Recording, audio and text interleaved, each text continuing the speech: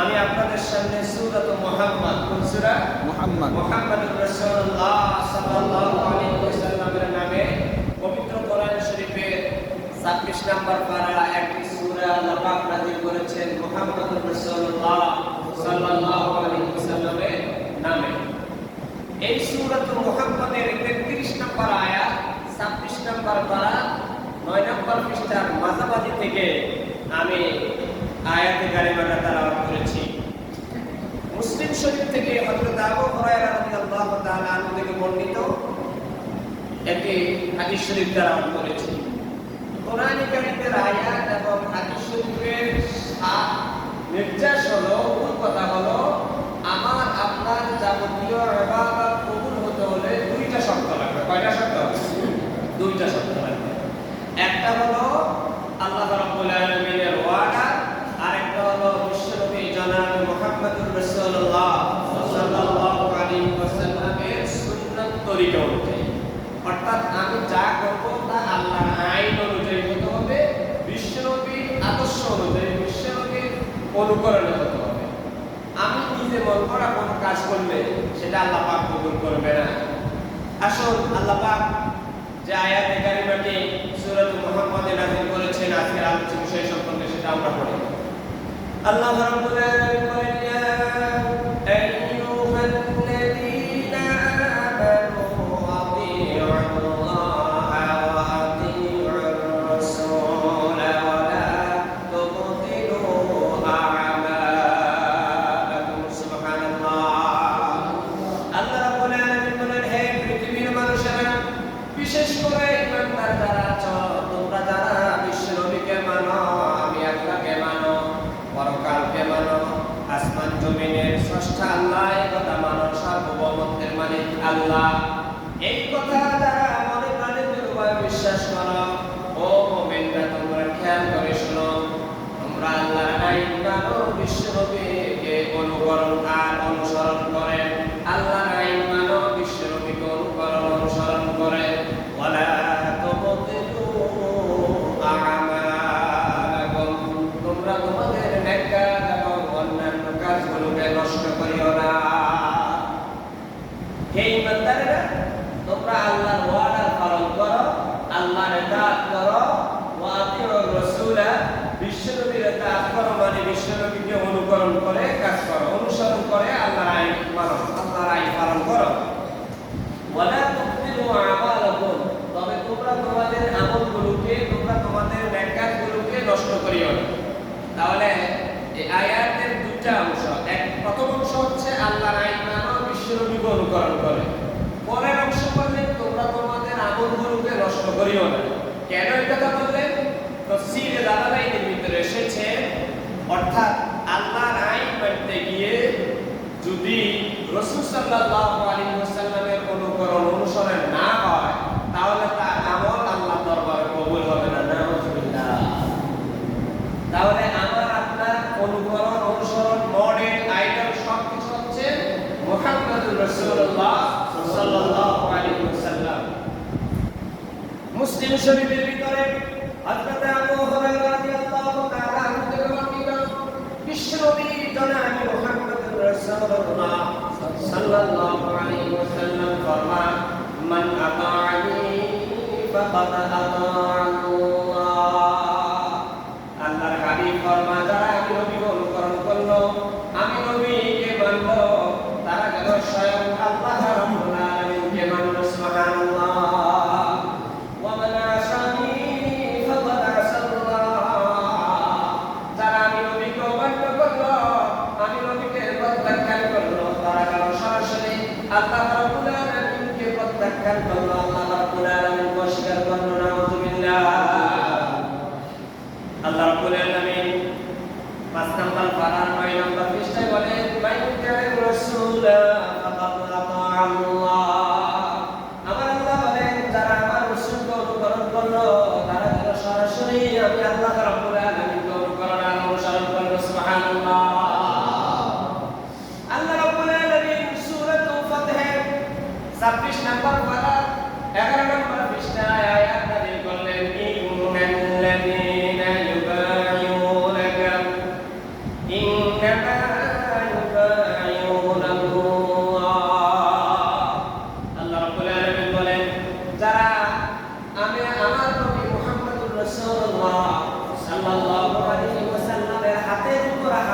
থেকে বায়াত গ্রহণ করলো তারা যেন সরাসরি আমি আল্লাহর কুদরতি হাতের উপর হাত থেকে বায়াত গ্রহণ করলো। সুবহানাল্লাহ। কি সাংঘাতিক কথা! যারা আমার নবী মুহাম্মদ সাল্লাল্লাহু আলাইহি ওয়াসাল্লামের হাতের উপর হাত রেখে বায়াত গ্রহণ করলো তারা যেন সরাসরি আমি আল্লাহর কুদরতি হাতের উপর হাত রেখে বায়াত গ্রহণ করলো। সুবহানাল্লাহ। নারায়ে তাকবীর। ইন্নাল্লাযীনা ইউবাইউনাকা ইন্নামা ইউবাইউনাল্লাহ। যারা বিশ্বনবী মুহাম্মদুর রাসূলুল্লাহ সাল্লাল্লাহু আলাইহি ওয়াসাল্লামের হাতের উপর হাত রেখে বায়াত গ্রহণ করলো তারা যেন সরাসরি আল্লাহর কুদরতি হাতের উপর হাত থেকে বায়াত গ্রহণ করলো। সুবহানাল্লাহ। আমার আল্লাহ বলেন ইয়াদুল্লাহি ফাওকা আইদিহিম, তারা যেন সরাসরি আল্লাহর হাতের উপর হাত রেখে বায়াত গ্রহণ করেছে। ফামান নাকাসা ওয়া ইন্নামা ইয়ানকুসু আলা নাফসি। ও নবী, যারা আজকে আপনার হাতের উপর হাত রেখে বায়াত গ্রহণ করেন নাই তারা নিজেরাই নিজেদেরকে ধ্বংসের দিকে ঠেলে দিয়েছে। নাউযুবিল্লাহ।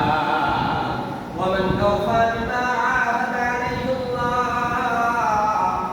আর যারা আপনি নবীর হাতের উপর হাত রেখে বায়াত গ্রহণ করে আপনার সাথে যে ওয়াদা করেছে, আমি আল্লাহর সাথে যে ওয়াদা করেছে ওয়াদাগুলো পালন করেছে, আমি আল্লাহ রাব্বুল আলামিন তাকে অগণিত রিজিক অগণিত নিয়ামত দিয়ে আমি আল্লাহ তাকে সম্মানিত করে দেব। সুবহানাল্লাহ। প্রিয় ভাই সব আমার এই আয়াত কারিমাটি হলো ৬ষ্ঠ হিজরিতে আল্লাহর রাসূল ১৪শত সাহাবায়ে কেরামদেরকে নিয়ে মক্কা অভিমুখে রওনা হলো। সাহাবায়ে কেরাম স্বপ্নে দেখলেন, আল্লাহর রাসূল স্বপ্নে দেখলেন যে তারা কাবা শরীফ তাওয়াফ করেন। খুব পোস্ট একটা ইম্পর্টেন্ট ঘটনা শুনে নিন। ৬ষ্ঠ হিজরিতে অর্থাৎ মক্কা শরীফ থেকে হিজরত করে তার ৬ বছর পরে একদা সাহাবায়ে কেরাম স্বপ্নে দেখলেন, আল্লাহর রাসূল স্বপ্নে দেখলেন যে তারা সাহাবায়ে কেরাম এবং আল্লাহর রাসূল মিলে কাবা শরীফ তাওয়াফ করে, মানে উমরা পালন করে। আল্লাহ রাব্বুল আলামিন সেই কথাটা ২৬ নম্বর পারার ১৪ নম্বর পৃষ্ঠায় তুলে ধরলেন। লাকাদ সাদাকাল্লাহু রাসূলাহুর রুমিয়া বিল হাক্ক লা তাদখুলুনাল মাসজিদাল হারাম। মসজিদে হারাম অবশ্যই আমি আল্লাহ আমার রাসূলের শব্দকে বাস্তবায়ন করেছি মসজিদে হারামে প্রবেশ করানোর মাধ্যমে। সুবহানাল্লাহ। আল্লাহর রাসূল স্বপ্নে দেখলেন তিনি সাহাবায়ে কেরামদেরকে নিয়ে পবিত্র মক্কা শরীফে গেলেন এবং কাবা শরীফে প্রবেশ করেছেন, কাবা শরীফ তাওয়াফ করলেন। এটা হলো ৬ষ্ঠ হিজরিতে। ৮ম হিজরিতে মক্কা বিজয় হয়েছে। এরপরে বিশ্বনবী জনাব মুহাম্মদুর রাসূলুল্লাহ ১৪শত সাহাবায়ে কেরাম কত ১৪০০ সাহাবায়ে কেরামদেরকে নিয়ে পবিত্র মক্কা শরীফের উদ্দেশ্যে রওনা হলেন। তারা উমরা পালন করবেন। মক্কা থেকে ১০ মাইল দূরে হুদাইবিয়া নামক বর্তমান ওই জায়গাটার নাম হলো শামসিয়া। বর্তমান ওই জায়গাটার নাম কি? শামসিয়া। এর আগে এটার নাম ছিল হুদাইবিয়া। ইসলামের ইতিহাসে হুদাইবিয়ার সন্ধি নামক বিশাল বিশাল চ্যাপ্টার রয়েছে। তাহলে মক্কা থেকে মদিনার দিকে যাওয়ার যে রাস্তা, ওই রাস্তা 10 কিলোমিটার দূরে অর্থাৎ মক্কা শরীফ থেকে 10 কিলোমিটার দূরে একটা জায়গা আছে তার নাম হলো হুদাইবিয়া। আল্লাহর রাসূল সাহাবায়ে কেরামদেরকে নিয়ে ওই হুদাইবিয়া নামক স্থানে অবস্থান করলেন। আর উসমান বিন আফফান রাদিয়াল্লাহু তাআলা আনহু হুজুরের জামাতা এবং তদানীন্তন সময়ের পয়সাওয়ালা হযরত উসমান রাদিয়াল্লাহু তাআলা আনহুকে মক্কা শরীফের সবাই ভালোবাসত পয়সা থাকার কারণে। উসমান রাদিয়াল্লাহু তাআলা গ্রহণযোগ্যতা ছিল আবু বকরের পরে, ওমরের পরে, আল্লাহর রাসূল সাল্লাল্লাহু আলাইহি ওয়াসাল্লামের পরে উসমানের গ্রহণযোগ্যতা কাফির মুশরিক ঈমানদার বেঈমান সবার কাছে উসমান রাদিয়াল্লাহু তাআলা গ্রহণযোগ্যতা ছিল। এমনকি প্রবাদ ছিল আরবের ছোট্ট শিশুরা যদি ক্ষুধার যন্ত্রণায় কাটটা তার মায়েরা বলতো অপেক্ষা করো, যে কোনো নাই উসমান তোমাদের জন্য খাবার নিয়ে আসতে পারে। সুবহানাল্লাহ। এত পয়সার মালিক ছিল হযরত উসমান। এজন্য আল্লাহ রাসূল হযরত উসমানকে পাঠালেন, উসমান যাও, মক্কা শরীফের নেতৃত্ব দিচ্ছে আবু সুফিয়ান। আবু সুফিয়ানকে আমার খবরটা পৌঁছায় দিও, আমরা মক্কা শরীফে যাব, কোনো বেজার করব না, কোনো অত্যাচার অন্যায় করব না, আমরা সিরেফ শুধুমাত্র কেবলমাত্র উমরার কাজ করে আমরা চলে আসবো। রাসূল সাল্লাল্লাহু আলাইহি ওয়াসাল্লাম 1400 সাহাবায়ে কেরামদেরকে নিয়ে হুদাইবিয়া নামক বর্তমান শামসিয়া নামক স্থানে তাঁবু পেরে তারা সেখানে অবস্থান করলেন। হযরত উসমান রাদিয়াল্লাহু তাআলা আনহুকে পাঠাইলেন মক্কা শরীফে। কিন্তু মক্কা শরীফের ভিতরে হযরত উসমানকে আটক করে ফেললেন আবু সুফিয়ানের বাহিনী। এদিকে গুজব রটে গেল উসমানকে মক্কা শরীফে হত্যা করা হয়েছে, নাউজুবিল্লাহ। এই গুজবটা যখন সাহাবায়ে কেরামের কর্ণকুহরে প্রবেশ করল, সব সাহাবায়ে কেরাম হুজুরের হাতে হাত রেখে বায়াত গ্রহণ করলেন। হুজুরকে বললেন, ইয়া রাসূলুল্লাহ, আপনার হাতে হাত রেখে যেহেতু বায়াত গ্রহণ করেছে, আপনাকে নিয়ে যেহেতু হিজরত করে মক্কা থেকে মদিনায় চলে গিয়েছে, আমাদের কলিজার টুকরা আপনার পরে আবু বকর ওমরের পরে আমাদের থার্ড ম্যান, যে চতুর্থ ম্যান, যে উসমান, তাকে যদি হত্যা করা হয়, এই প্রতিশোধ নেওয়া ছাড়া আমরা একজন এখান থেকে মদিনা শরীফের দিকে যাব না। আল্লাহ রাব্বুল আলামিনের পয়গম্বর জনাব মুহাম্মদুর রাসূলুল্লাহ পরামর্শ সভা ডাকলেন, কি করা যায়? তারা যেহেতু আমাদের উসমানকে হত্যা করেছে, এটা গুজব রটেছে, আসলে হত্যা করা হয়নি, যেহেতু 10 মাইল দূরে, এখনকার যুগে তো 1000 মাইল 10,000 মাইল দূরে হলেও কি কোথায় ঘটে সব কিছু জানা যায়, কিন্তু তখন তো এই ব্যবস্থা ছিল না। সাহাবায়ে কেরাম উত্তপ্ত অবস্থায় হুজুরের হাতের উপর হাত রেখে বায়াত গ্রহণ করলেন আর বললেন, ইয়া রাসূলুল্লাহ, যতক্ষণ পর্যন্ত না আপনি আমাদেরকে ওয়ার্ডার না দিবেন, আমরা মদিনা থেকে মদিনা যাব না। আর আমরা আপনাকে কমিটমেন্ট দিচ্ছি, যতক্ষণ পর্যন্ত না উসমান রাদিয়াল্লাহু তাআলা আনহু হত্যার বদলা বা পয়সা না হবে, ততক্ষণ পর্যন্ত আমরা কেউ এখান থেকে মদিনা শরীফের দিকে যাব না। আমার ভাইরা, যে সিদ্ধান্ত যদি না হয়, সৈন্য সংখ্যা বেশি লাগে না, সাহাবায়ে কেরামের এই দৃঢ় মনোবল দেখে আবার আবু সুফিয়ানের গোয়েন্দা বাহিনীও এই হুদাইবিয়া এলাকার আশেপাশে ঘোরাফেরা করলো। বাবলা নামক একটা গাছ ছিল ওই হুদাইবিয়া নামক স্থানে, বর্তমান শামসিয়া এলাকার ওই গাছের তলায় সব সাহাবায়ে কেরাম হুজুর হাত রাখলেন। এইভাবে হুজুরের হাতের উপর সবাই হাত রাখলেন। পর্যায়ক্রমে সবাই হাতের উপর হাত রেখে হুজুরের হাতের উপর হাত রেখে বায়াত গ্রহণ করলেন, মানে মৃত্যুর শপথ গ্রহণ করলেন। বায়াত মানে মসজিদের ভিতরে এসেছে, এখানে তারা মৃত্যু শহীদ হবে এই সিদ্ধান্ত তারা নিয়েছেন। তারা বলেছেন 1400 সাহাবী সবাই শহীদ হয়ে যাব, তারপরেও উসমান হত্যার বদলা নেওয়া ছাড়া আমরা এখান থেকে যাব না। দৃঢ় সিদ্ধান্ত যখন নিলেন, এক আল্লাহর উপর ভরসা করেন, যখন ময়দান ছেড়ে দেওয়া যাবে না, আবু সুফিয়ানকে ময়দান ছেড়ে দেওয়া যাবে না, প্রয়োজনে সব সাহাবায়ে কেরাম মৃত্যুর যন্ত্রণা নিয়ে শহীদ হয়ে শহীদের পদমর্যাদা নিয়ে দুনিয়ার বুক থেকে বিদায় হয়ে যাব, এরপরেও মক্কার জমিনকে আবু সুফিয়ানকে একা খেলতে দেব না। আবু সুফিয়ানের গোয়েন্দা বাহিনীর প্রধান মক্কা শরীফে চলে গেল। তাদেরকে জিজ্ঞাসা করলো, কি শুনেছ? বলল যে আমরা মুহাম্মদের সাহাবীদের যেই দৃঢ় প্রত্যয় দেখেছি, তারা সবাই মৃত্যুর জন্য শপথ গ্রহণ করেছে। মুহাম্মদের আল্লাহ জিবরাইলকে পাঠাইয়া বলে দিয়েছে,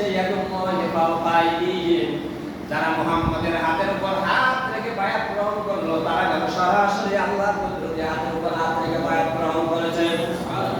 ও জিবরাইল, মুহাম্মদকে জানিয়ে দাও, তারা মুহাম্মদের সাহাবীরা মুহাম্মদের হাতের উপর হাত রাখেন নাই, সরাসরি আমি আল্লাহর কুদরতে হাতের উপর হাত রেখেছে। সুতরাং আমি আল্লাহর দায়িত্ব হলো নুসরাতুল্লাহ, হাসবুনাল্লাহ, তাদেরকে সাহায্য করা আমি আল্লাহর জন্য ওয়াজিব হয়ে গিয়েছে। সুবহানাল্লাহ। আবু সুফিয়ানের গোয়েন্দা বাহিনীর প্রধান যখন গিয়ে মক্কা শরীফে বলল, মুহাম্মদের সাথে যে 1400 সাহাবায়ে কেরাম আসলো, তারা সবাই মৃত্যুর জন্য শহীদ হওয়ার জন্য শপথ গ্রহণ করেছে, সুতরাং যে কোনো টাইমে তারা মক্কা শরীফে আক্রমণ করতে পারে। এই খবর তখন মক্কার অলিতে চাওয়ার হয়ে গেল, প্রচারিত হয়ে গেল। আবু সুফিয়ান তিনি এবার বিশ্ব নবীর কাছে সুলহে হুদাইবিয়া অর্থাৎ সন্ধির জন্য প্রস্তাবনা প্রেরণ করলেন যে তোমরা এসেছো ওমরা করার জন্য, আমরা যে তোমাদেরকে ভাড়া দিয়েছি, সুতরাং আসো তোমাদের মাঝে আমাদের মাঝে 10 বছরের জন্য একটা শান্তি চুক্তি হবে। কোনোদিন আমরা তোমাদের উপর আক্রমণ করব না, তোমরাও আমাদের উপর কোনোদিন আক্রমণ করবে না। প্রাথমিক বিজয় সূরা ফাতিহা আল্লাহ নাযিল করলেন। আল্লাহ ফাতিহা নাযিল করে বিশ্বনবীকে বললেন এখন যান আপাতত 2 বছর পরে মক্কার বিজয় আপনার হাতে তুলে দিলেন। সুবহানাল্লাহ। সূরা ফাতিহা নাযিল করে দিলেন। সেই কথাটুকু আল্লাহ রাব্বুল আলামিন এই আয়াতে তুলে ধরলেন, ইন্নাল্লাযীনা ইউবাইউনাকা ইন্নামা ইউবাইউনাল্লাহ ইয়াদুল্লাহি ফাওকা আইদিহিম। ও নবী, যারা আপনার হাতের উপর হাত থেকে বায়াত গ্রহণ করলো তারা যেন সরাসরি আমি আল্লাহ রাব্বুল আলামিনের কুদরতে হাতের উপর হাত থেকে বায়াত গ্রহণ করেছে। ইয়াদুল্লাহি ফাওকা আইদিহিম, আমি আল্লাহর কুদরতে হাতের উপর হাত যেহেতু তারা রেখেছে তাদের মাথার উপর আমার কুদরতের ছায়া আছে। সুবহানাল্লাহ। তাহলে এই ওসমান হত্যা হয় নাই, কিন্তু গুজব রটেছিল যে আবু সুফিয়ানের নেতৃত্বে মুহাম্মদ সাল্লাল্লাহু আলাইহি ওয়াসাল্লামের সাহাবী ওসমানকে হত্যা করা হয়েছে। এই গুজব যখন হুদাইবিয়া এলাকায় পৌঁছলো, সকল সাহাবায়ে কেরাম হুজুরের হাতের উপর হাত রেখে বায়াত গ্রহণ করছে যে হুজুর আমরা মারা যাব, শহীদ হব, তারপরে ওসমান হত্যার বদলা নেওয়া ছাড়া আমরা এখান থেকে যাব না। প্রিয় ভাই সব আমার, ওই যে গত রাত্রে বলেছিলাম, গত বলতে ওই ঈদ মিলাদুন নবীর রাত্রে বলেছিলাম, আল্লাহ বিজয় দেওয়ার জন্য সৈন্য সংখ্যা চায় না, আল্লাহ বিজয় দেওয়ার জন্য শুধু মুমিনদের মনের অবস্থা চায়, ইমানের দৃঢ়তা চায়, ইমানের দৃঢ়তা চায়। সুতরাং বিজয় পাওয়ার জন্য সৈন্য সংখ্যা লাগে না, বিজয় পাওয়ার জন্য ইমানের বল লাগে, ইমানের দৃঢ়তা লাগে। রোমান সৈন্য আসলে 1 লক্ষ, মুসলমান সৈন্য আসলে 3000। রোমান সৈন্য কত? মুসলমান সৈন্য জয়লাভ করছে কারা? মুসলমান। তাহলে যুগে যুগে মুসলমানরা সৈন্য দিয়ে বিজয় লাভ করেন নাই, বিজয় এসেছে ইমানের দৃঢ়তা দিয়ে। আজও যদি পৃথিবীতে নিষ্ঠার সাথে এক আল্লাহ এবং এক রাসূলের আদর্শ অনুকরণের জন্য যদি 1 কোটি লাগে না 10 লক্ষ যদি একেবারে সাহাবায়ে কেরামের মতো হয়ে যায়, বিশ্ব শাসন করা মুসলমানদের জন্য কোনো কঠিন ব্যাপার না।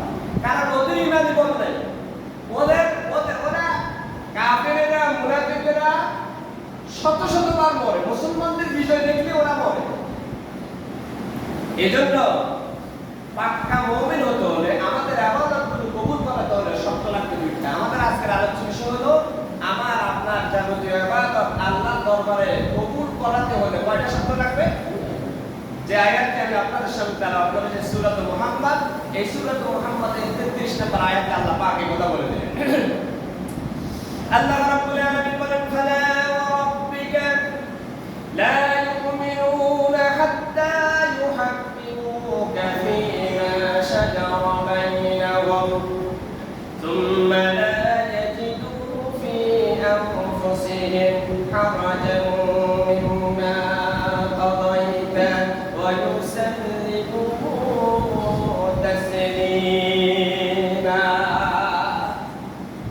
আল্লাহ রাব্বুল আলামিন বলেন, হে নবী, তারা ততক্ষণ পর্যন্ত ঈমানদার হতে পারবে না ততক্ষণ পর্যন্ত না বিচার ফয়সালার ক্ষেত্রে আপনি নবীর সিদ্ধান্ত তারা মেনে না নেবেন।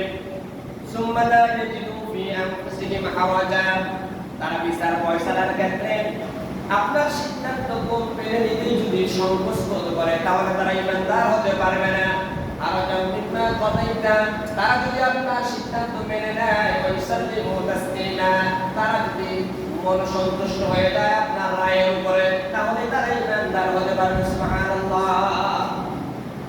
আল্লাহ রাব্বুল আলামিন বলেন, হে নবী, তারা ততক্ষণ পর্যন্ত ঈমানদার হতে পারবে না আপনার রবের কসম করে আমি আল্লাহ বলতেছি। অর্থাৎ আল্লাহ নিজের নামে কসম করে বলতেছে যে মুহাম্মদ আপনার রবের নামে কসম করে আমি আল্লাহ বলতেছি, আপনার নবীর সাহাবীরা ততক্ষণ পর্যন্ত ঈমানদার হতে পারবে না যতক্ষণ পর্যন্ত না কোনো বিষয়ে আপনি সিদ্ধান্ত দিলেন, সেই সিদ্ধান্ত তারা স্বতঃস্ফূর্তভাবে যদি মেনে না নেয় ততক্ষণ পর্যন্ত তারা ঈমানদার হতে পারবে না। ঘটনাটা হলো মদিনা শরীফে হাররা নামক একটা জায়গা ছিল। কি নাম? হাররা। ওখানে বিশাল বিশাল খেজুরের বাগান ছিল। ওই খেজুরের বাগানে আমাদের দেশে ইরিগেশনের মতো সেচ দেওয়া হয়, পানির সেচ দিয়ে যেরকম ইরিগেশন করা হয়, প্রত্যেক ক্ষেতের ইয়েতে পানি দেওয়ার জন্য একটা ড্রেনেজের ব্যবস্থা থাকে না, এরকম ব্যবস্থা ছিল। তো হুজুরের চাচাতো ভাই মতান্তরে ফুফাতো ভাই জুবাইর রাদিয়াল্লাহু তাআলা আনহু ছিলেন, তিনি ছিলেন মুহাজির। তো তার জমিনের সাথে আনসার একজন সাহাবীর জমিনের অংশ ছিল। এই পানি যেতে হলে, ওই খেজুর বাগানে পানি যেতে হলে আগে আব্দুল্লাহ ইবনে জুবাইরের জমি অতিক্রম করে তারপরে ওই আনসার সাহাবীর খেতে খেজুর বাগানে পানি যাবে। হযরত আব্দুল্লাহ ইবনে জুবাইর রাদিয়াল্লাহু তাআলা আনহু তিনি বললেন যে যেহেতু আগে আমার জমি, সুতরাং আমার জমিনের পানি শেষ হওয়ার পরে চেষ্টা বা শেষ হলে এই ড্রেন দিয়ে তোমার জমিনে পানি যাবে, তুমি একটু অপেক্ষা করো। এটা নিয়ে দুজনের ভিতরে কথাটা একটু কাটাকাটি, বার্গেন, একটু ঝগড়া হলো। ঝগড়া হওয়ার পরে তারা দুজনে হুজুর সাল্লাল্লাহু আলাইহি ওয়াসাল্লামের কাছে আসলো। হুজুর সাল্লাল্লাহু আলাইহি ওয়াসাল্লাম জুবাইর রাদিয়াল্লাহু তাআলা আনহুর পক্ষে রায় দিলেন। যেহেতু জুবাইরের জমিটা আগে, সুতরাং ইচ্ছা করলেও জুবাইরের জমি বাদ দিয়ে তো আপনি আনতে পারেন। এজন্য হুজুর বললেন যে আগে জুবাইরের পানিতে জুবাইরের খেজুর বাগানে পানি যাবে, তারপর তোমার জমিনে পানি আসবে। এটা দিলেন হুজুর রায়। রায় দেওয়ার পরে আব্দুল্লাহ ওই আনসার তিনি মনভঙ্গ হলেন। তিনি এইভাবে রূঢ় ভাষায় বললেন, ও বুঝছি আমরা চাচাতো ভাই তো, গেন্দা রায়টা চাচাতো ভাই পক্ষেই দিলেন। চলে গেলেন ওমরের কাছে। কার কাছে গেছেন? কার কাছে গেছেন? এই নিয়ে ঘুমটা গেলে আর আমি ভাই ঘুমটা দিতে কার কাছে গেছে? ওমরের কাছে। কে গেছে? ওরিকে রে নয়, ওই বেল করছে। আনসার সাহাবী কার কাছে গেছে? কি জন্য গেছেন? মুসলমানের বিচার হয় না, এই দিলেই তো। হযরত ওমরের কাছে এসে বলল, ভাই ওমর, আমরা মদিনার অধিবাসী, আমরা আনসার সাহাবী, আমাদের সওয়াবটা একটু বেশি লাগাই হইছে। আমরা আনসার সাহাবী আব্দুল্লাহ ইবনে জুবাইরের সাথে আমার জমি পানি নিয়ে একটা সমস্যা হয়েছে। মুহাম্মদ সাল্লাল্লাহু আলাইহি ওয়াসাল্লামের কাছে আমি বিচার ফয়সালা চাইছি, কিন্তু মুহাম্মদ সাল্লাল্লাহু আলাইহি ওয়াসাল্লাম আমার পক্ষে রায়টা না দিয়ে তিনি আত্মীয়করণ করেছেন, তার চাচাতো ভাইয়ের পক্ষে রায়টা দিয়ে দিয়েছেন। ভাই ওমর, তুমি একজন বিচক্ষণ মানুষ, তুমি একজন কর্মমতী, তুমি একজন মেধাবী মানুষ, সুদক্ষ শাসক, সুদক্ষ বিচারক, মক্কার জমিনে তুমি নেতৃত্ব দিয়ে এসেছ। তোমার কাছে আমার আহ্বান হলো, আমার এই বিরাটমান সমাধানের জন্য তুমি একটা সঠিক একটা রায় দিয়ে দাও। হযরত ওমর রাদিয়াল্লাহু তাআলা আনহুকে বললেন, আমাকে বিচারে সাহায্য করে দেন। হুজুর বললেন, ওমর বললেন, আগে কার কাছে গেছো? বলল যে এর আগে বিশ্বনবীর কাছে গিয়েছি, তিনি এই রায় দিয়েছেন। হযরত ওমর কিছুই বললেন না, ঘরের ভিতরে গেলেন, কোলা একটা তরবারি এনে ওই আনসার সাহাবীকে তরবারি দিয়ে দ্বিখণ্ডিত করে জমিনের বুক থেকে বিদায় করে দিলেন। চতুর্দিকে খবরটা সাউন্ড হয়ে গেল, প্রচার হয়ে গেল। মুনাফিকরা মদিনার অলিতে গলিতে প্রচার করতে শুরু করলো যে দেখছনি ওমর মুসলমান পর্যন্ত এখন হত্যা করে ফেলে, তাদের দলের নেতা কর্মীরা পর্যন্ত তাদের কাছে নিরাপদ নয়। এই খবরগুলোকে বোঝাইতেছে আব্দুল্লাহ ইবনে উবাই আছে না, বিরোধী দলের মুনাফিক সর্দার। হুজুর ওমরকে তালাশ করলেন, ওমর তাড়াতাড়ি আসো, কেন তুমি এমনটা করলেন? হুজুর সাল্লাল্লাহু আলাইহি ওয়াসাল্লাম ওমরকে ডাকলেন। ওমর রাদিয়াল্লাহু তাআলা আনহুর মনের ভিতরে কোনো কি নেই, পেরেশানি নেই, কারণ ওমর যেহেতু বিশ্বাস করেছে মুহাম্মদ সাল্লাল্লাহু আলাইহি ওয়াসাল্লামকে, মুহাম্মদ সাল্লাল্লাহু আলাইহি ওয়াসাল্লামের ভালোবাসায় আল্লাহর অর্ডারে মক্কা থেকে হিজরত করে মদিনায় গিয়েছেন। বিশ্বনবীকে তারা 40 বছর পর্যন্ত পরীক্ষা করেছেন, মক্কার লোকেরা আরামী উপাধি দিয়েছেন, কোনদিন বিশ্বনবীর ব্যাপারে কেউ কোনো মন্তব্য করে নাই। এই আনসাররা তিনি যদি বিশ্বনবীর মতো অগাধ ভালোবাসা রাখতেন তাহলে বিচারের সাহায্যের জন্য আর আসতো না। হযরত ওমরের কাছে, ওমর রাদিয়াল্লাহু তাআলা আনহু হুজুরের কাছে গেলেন। ওমর রাদিয়াল্লাহু তাআলা হুজুরের কাছে পৌঁছার আগে আগে জিবরাইল আয়াত নিয়ে উপস্থিত হয়ে গেলেন। ফালা রাব্বিকা লা ইউমিনুনা হাত্তা ইউহাক্কিমুকা ফীমা শাজারা বাইনাহুম থুম্মা লা ইয়াজিদু ফী আনফুসিহিম হারাজান মিম্মা কাদাইতা ওয়া ইউসাল্লিমু তাসলিমা। হযরত জিবরিল আমিন আলাইহিস সালাতু ওয়াস সালাম ৫ নম্বর পারা ৭ নম্বর পৃষ্ঠার শেষ আয়াত নিয়ে আসেন সূরাতুন নিসা। হযরত জিবরিল বিশ্ব নবীর কাছে আল্লাহর প্রজ্ঞাপন নিয়ে উপস্থিত হয়ে গেল। ও আল্লাহর পয়গম্বর, আল্লাহ রাব্বুল আলামিন বলেছেন, তোমার রবের কসম করে আমি আল্লাহ বলতেছি, যারা আব্দুল্লাহ ইবনে জুবায়ের আনসারের মধ্যে বিরাজমান সমস্যার সমাধান বিশ্ব নবী যে রায় দিয়েছে, ওই রায়ের ব্যাপারে যিনি উত্তরে সরে আপত্তি করেছে, আল্লাহ ওয়াদা দিয়েছে ওই লোকটা মুমিন নয়, ওই লোকটা হলো মুরতাদ, ওই লোকটাকে হত্যা করা যায়। সুবহানাল্লাহ।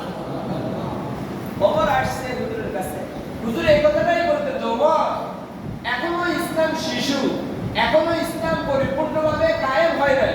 ওমর এই সিদ্ধান্তটা তুমি পরে নিলেও পারতে, এটা মনে মনে হুজুর রাখছে, হুজুর এই কথা বলবেন, কিন্তু হুজুর বলার আগে রায়কে দিয়ে দিতে যে আপনি নবীর সিদ্ধান্ত মেনে নিতে, যে এই লোকটা পারে নাই, এই লোকটা মুমিন নয়, এই লোকটা মুমিনের বেশ ধরে ইসলামের ক্ষতি করবে ভবিষ্যতে, এজন্য ওমর এই সিদ্ধান্ত নিয়েছে। এটাই সিদ্ধান্ত আপনি ওমরকে তিরস্কার। তাহলে যে কথাটা আমি বলতে চাচ্ছি বা আল্লাহ যে কথাটা বোঝাতে চাচ্ছে, আপনার যে কোনো বিষয়ে হুজুরের আদর্শ অনুযায়ী হতে হবে, হুজুরের সিদ্ধান্ত অনুযায়ী হতে হবে, হুজুর সাল্লাল্লাহু আলাইহি ওয়াসাল্লামের মত অনুযায়ী হতে হবে। আপনার আমার কোনো ইচ্ছা দিন নেই। আল্লাহ রাব্বুল আলামিন সূরাতুল আহজাব ২২ নম্বর পারার ৩ নম্বর পৃষ্ঠার প্রথম আয়াত আল্লাহ পাক বললেন, ওয়া মা কানা লিমুমিনিন ওয়া লা মুমিনাতিন ইযা কাদাল্লাহু ওয়া রাসূলুহু আমরান আন ইয়াকুনা লাহুমুল খিয়ারাতু মিন আমরিহিম।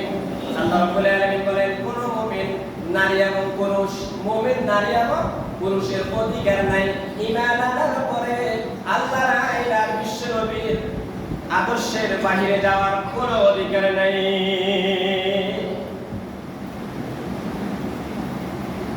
ঈমান আনার পরে আল্লাহর আইনের আল্লাহর অর্ডারের বাহিরে, বিশ্ব নবীর সুন্নতের বাহিরে যাওয়ার কোনো ইখতিয়ার কোনো মুমিন নারী পুরুষের নাই। হযরত আবু হুরায়রা রাদিয়াল্লাহু তাআলা আনহু থেকে বর্ণিত, বিশ্বনবী জনাব মুহাম্মদুর রাসূলুল্লাহ সাল্লাল্লাহু আলাইহি ওয়াসাল্লাম ফরমায়, সাতারাউনা বা'দি ইখতিলাফা ওয়া মারসাবিরা, আমার ইন্তেকালের পরে ইসলামের ভিতরে অনেক মতানৈক্য দেখা দিবে, অনেক মতভেদ দেখা দিবে, তখন তোমরা কি করবা? সাহাবায়ে কেরাম বললেন, ইয়া রাসূলুল্লাহ, আপনি যে সিদ্ধান্ত দিয়ে যাবেন আমরা সেই সিদ্ধান্ত অনুযায়ী চলব। হুজুর বললেন, আলাইকুম বিসুন্নতি, তোমাদের উপর আবশ্যক হলো, ওয়াজিব হলো, ফরজ হলো আমি নবীর সুন্নাতকে, আমি নবীর আদর্শকে আঁকড়িয়ে ধরবে। ওয়া সুন্নাতুল খুলাফায়ে রাশিদিন, আমার নবী, আমি নবীর সাহাবী যারা খলিফা হয়, আবু বকর, ওসমান, আলী, ওদের আদর্শকে আঁকড়ে ধরবে।